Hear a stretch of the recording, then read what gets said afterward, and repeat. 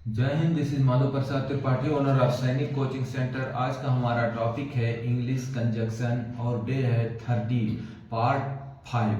अब आप समझ सकते हैं कि कंजक्शन का पार्ट 5 है तो पार्ट 4 तक कंप्लीट हो गया है। मैं आपको बता दूं, everybody wants to speak fluent English. हर कोई चाहता है मैं फर्राटेदार इंग्लिश बोलूं, लेकिन ये पॉसिबल तभी है जब आप शुरू से इनिशियल से तैयारी करें। कहते हैं जिस घर की नींव मजबूत होती है वो बहुत स्ट्रांग बनता है। तो आपको मैं आर्टिकल से शुरू किया था। अब आप समझ सकते हैं noun, pronoun, adjective, verb, adverb, preposition and conjunction. Prepositions के ढेर सारे यूट्यूब कॉन्सेप्ट हैं और प्रीपोजिशन बहुत इंपॉर्टेंस रखता है इंग्लिश के लिए, जबकि कंजक्शन और इंग्लिश अगर बेहतरीन सीखना है तो this is one of the best channels that's according to that you can learn more English। तो आप बने रहिए वीडियो के अंत तक। चलिए शुरू करते हैं कंजक्शन डे 30। जैसा आप देख पा रहे हैं यहाँ कुछ सेंटेंसेस लिखे हैं। टॉपिक मैंने आपको बता दिया, इंग्लिश कंजक्शन डे 30 और पार्ट 5 है। पार्ट 5 में हम सीखेंगे कि किसी काम को करते हुए दूसरा काम करना, यानी कंजक्शंस क्या है। ये दो या दो से अधिक सेंटेंसेस को जोड़ने का काम करते हैं। तो जो आज का हमारा टॉपिक है वो किसी काम को करते हुए दूसरा काम करना। कैसे बनाएंगे अगर इस तरह के सेंटेंसेस हो। बहुत इजी कॉन्सेप्ट है, वीडियो के अंत तक बने रहिए, स्किप मत करिए, नहीं समझ नहीं पाएंगे आप। देखिए लिखा, मैं चलते हुए पढ़ रहा हूँ। नेक्स्ट, वह मुझसे बात करते हुए तुम्हें देख रहा था। मैं हंसते हुए तुमसे बात कर रहा था। यहाँ पे दो सेंटेंस यानी दो सेंटेंसेस मैं बनाऊंगा और तीसरा आप बनाएंगे और इसे कमेंट बॉक्स में लिखकर जरूर भेजिए, जिससे मुझे पता लगे कि आप बहुत बेहतरीन सीख रहे हैं। तो नेक्स्ट है, मेरे पास 20 रुपये हैं जबकि तुम्हारे पास 50।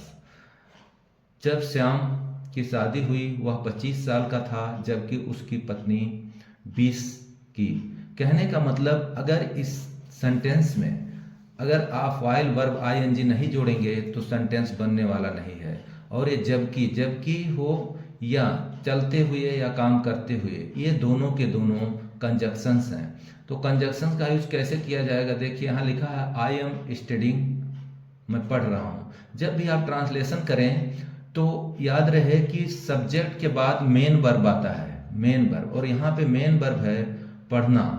तो हम कैसे लिखेंगे, आई एम स्टडिंग। अभी बीच में मैं स्पेस रखा हूं, यहाँ पे क्या लिखेंगे आप समझ गए होंगे, WHILE, वाइल वॉकिंग। ठीक, तो दूसरा आप बहुत आसानी से बना लेंगे, वह मुझसे बात करते हुए तुम्हें देख रहा था। अगर ऐसे ही हो कि वह तुम्हें देख रहा था, बहुत इजी तरीके से आप बता देंगे ही वॉज लुकिंग, और एक प्रेपोजिशन लुक के बाद एक ही प्रेपोजिशन लगता है जो फिक्स्ड प्रेपोजिशन है, दैट्स एट। एट बोलते हैं उसको लुकिंग के बाद, या स्टेयर, STARE, जिसका मतलब होता है घूरना। उसके बाद में भी जो प्रेपोजिशन लगता है उसे बोलते हैं एट। ठीक है, तो he was looking at you. अब यहाँ पे क्या भरेंगे, अब आप समझ गए होंगे क्या भरेंगे। ठीक है, WHILE, while talking to me. दो चीज याद रखिए, लुक के बाद में प्रेपोजिशन आपका आएगा एट, ये जो है जिसे मैं हाईलाइट करके दिखा रहा हूं आपको, एट। और टॉक के बाद, टॉक में चाहे आप ING फॉर्म में लिखें या किसी भी फॉर्म में लिखें, उसके बाद हमेशा टू का ही यूज किया जाता है। तो ये जानने के लिए और ब्रिलियंट बनने के लिए प्रेपोजिशन में आप मेरे प्रेपोजिशंस के ढेर सारे यूट्यूब कॉन्सेप्ट हैं, उसे देखिए। तो इस तरह से आप इस सेंटेंस को बनाएंगे। नेक्स्ट है, मैं हंसते हुए तुमसे बात कर रहा था। आप इसे कैसे बनाएंगे, थोड़ा सा ट्रिक मैं देता हूं। मैं हंसते हुए तुमसे बात कर रहा था, यहाँ पे मेन वर्ब है बात करना। तो हम लिखेंगे जैसे ऊपर हम लिखे हैं, यहाँ मेन वर्ब है पढ़ना, तो हमने आई के बाद आई एम लगा के, ऑक्सिलरी वर्ब लगा के, मेन वर्ब जो है हमारा STD, उसमें ING जोड़ दिए। ठीक है, नेक्स्ट है, मैं हंसते हुए तुमसे बात कर रहा था। तो मैं तो हंसते हुए बात कर रहा था। यहाँ पे मेन वर्ब क्या है? बात करना। बस आपको इतना लिखना है। अब ये टेंस किस में है? कोई भी सेंटेंस बनाने के लिए 3 चीज जरूरी होता है, जिसे टेंस, सब्जेक्ट या ऑक्सिलरी वर्ब बोलते हैं। सबसे पहले आप पहचानिए टेंस, इसके बाद में सब्जेक्ट, और सब्जेक्ट के बाद आप ऑक्सिलरी वर्ब। तो मैं हंसते हुए तुमसे बात कर रहा था, मेन वर्ब है बात करना।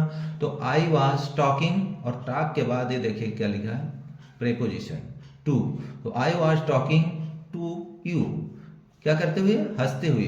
हंसते हुए से जस्ट पहले, जिस तरह यहाँ वॉकिंग से जस्ट पहले आपने वाइल का यूज किया है, ठीक उसी प्रकार आप, जैसे यहाँ वाइल का यूज किए हैं, ठीक इसी प्रकार, थोड़ा सा मैं हाइलाइट करके दिखाता हूँ आपको। ठीक इसी प्रकार यहाँ वाइल लिख के और लाफिंग लिखना है। तो आप कैसे बनाएंगे? I was talking to you while laughing. अभी आप खुद बनाएंगे और कमेंट बॉक्स में जरूर भेजिए। नेक्स्ट है, मेरे पास 20 रुपये हैं जबकि तुम्हारे पास 50। अब आप सोच रहे होंगे कि आई हैव RS20, यानी जब आप इंग्लिश बोलते हैं तो लोग ऐसे बोल देते हैं आई हैव 20 रुपीज़, लेकिन लिखते समय आपको जो रुपीज़ है उसे पहले लिखना पड़ता है। जरूर याद करिए, नोट करके रखिए कि जब भी आप लिखें तो पहले ही रुपए की इंग्लिश पहले लिखें। तो आई हैव RS20, ठीक है। और यहाँ पे जबकि का इंग्लिश, अब आप सोच रहे होंगे इसका कौन सा इंग्लिश लगाएंगे? बिल्कुल सही सोच रहे हैं, वाइल ही लगाएंगे। क्या लगाएंगे? वाई, WHILE, ठीक है। ठीक है, वाइल यू हैव 50, यहाँ पे फुल स्टॉप कर देते हैं, ठीक है। और यहाँ पे ये पैसा है तो स्लैश का एक मार्क लगा देते हैं और फुल स्टॉप कर देंगे यहाँ पे, ठीक है। तो ये क्या हो गया? I have RS20 while you have RS50। अब दूसरा सेंटेंस आप बनाएंगे, थोड़ा सा सेंटेंस बड़ा है तो घबराना नहीं है। जब श्याम की शादी हुई, when Shyam was got married, वो कितने का था? ही वॉज 25 ईयर्स ओल्ड, या सिर्फ ऐसे भी लिख सकते हैं, स्पीकिंग में ऐसे भी चलता है।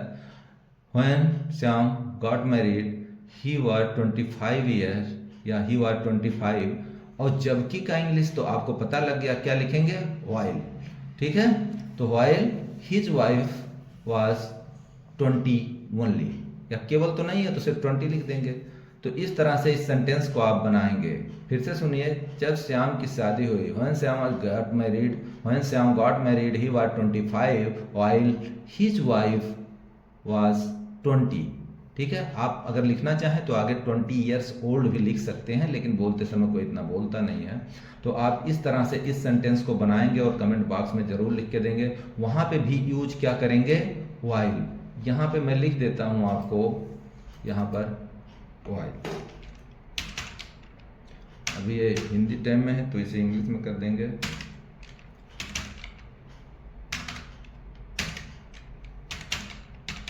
वाइल। तो वाइल मतलब क्या हो गया? अब इसे थोड़ा जूम करते हैं, बड़ा कर देते हैं। तो वाइल मतलब ही जबकि होगा। तो अब आप जब इंग्लिश बोलेंगे कभी भी कि मेरे पास 10 रुपये हैं और जबकि तुम्हारे पास 20 रुपये हैं, तो I have 10 rupees while you have 20। तो हमेशा आप वाइल का ही यूज करते रहेंगे तो थोड़ा मज़ा नहीं आएगा। कुछ और इंग्लिश इसका लेते हैं, ठीक है। कुछ याद आ रहा है आपको? सोचिए क्या होगा। वाइल, ठीक है। जहां जहां आप वाइल लगाए हैं वहां वहां पे व्हेरेज का यूज कर सकते हैं, जिसकी स्पेलिंग होती है WHEREAS,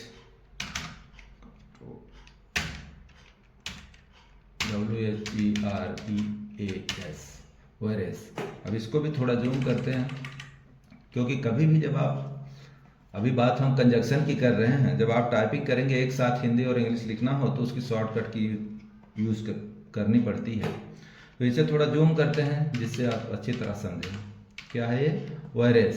तो आप जहां जहां पर वाइल का यूज कर रहे हैं वहां वहां पे व्हेरेज का यूज कर सकते हैं। तो कैसे करेंगे, कैसे करेंगे इसको देख लेते हैं। मान लीजिए यहाँ पे है मेरे पास 20 रुपये है जबकि तुम्हारे पास 50, हमने लिख दिया I have RS20 while you have 50, ठीक है।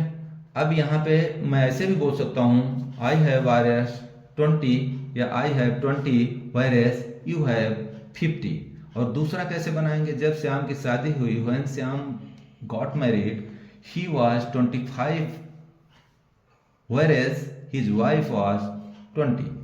ठीक है।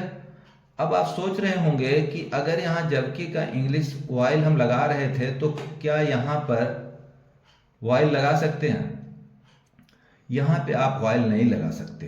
यहाँ पे आप ये सोच रहे होंगे कि यहाँ पे जैसे वाइल लगाए हैं तो वाइल की जगह पे हमने व्हेरेज भी लगा लिया। ठीक है, तो यहाँ पे भी लग सकता है क्या? यहाँ पर आप नहीं लगा सकते, लेकिन ऐसे जो सेंटेंसेज हैं उनमें जरूर यूज करिए जहां जहां वाइल है। जब इसका सेंस आए, कहाँ यूज करेंगे ध्यान से सुन लीजिए, जब इसका सेंस आए, सिर्फ जबकि का सेंस आए तब आप वाइल या व्हेरेज का यूज कर सकते हैं। उम्मीद करता हूँ ये यूट्यूब कॉन्सेप्ट आपको पसंद आया होगा, और पसंद आए तो लाइक शेयर सब्सक्राइब करना ना भूलें। Thanks for watching this YouTube concept. मिलते हैं नेक्स्ट यूट्यूब कॉन्सेप्ट के साथ, तब तक के लिए खुश रहिए, मस्त रहिए, टेक केयर, जय हिंद।